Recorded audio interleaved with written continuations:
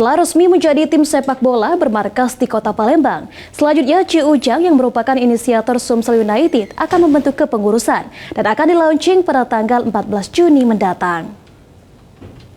Muhammad SAGMM.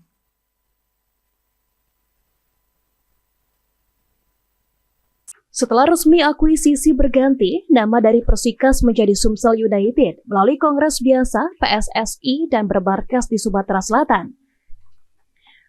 Sumsel United dipastikan akan mengikuti kompetisi Liga 2 musim 2025-2026. Disampaikan Wakil Gubernur Sumatera Selatan, Ci Ujang, yang juga merupakan inisiator tim Sumsel United. Saat ini sedang pihaknya tengah menyusun manajemen Sumsel United yang akan dilaunching pada tanggal 14 Juni mendatang.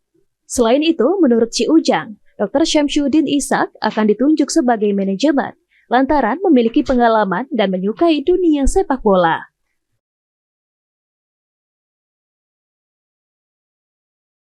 Persiapan manajemen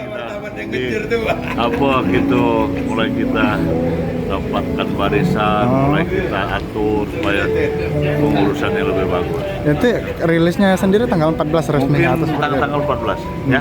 Pasti Pak, mungkin manajernya Pak kabarnya Bapak benar sih Pak? Itu dari kakek kita Pak Dokter. Manajernya Pak Dokter nanti. Oke. Berarti benar Pak ya Koko manajernya? Untuk milih Koko gitu Pak? Karena dia sudah berpengalaman.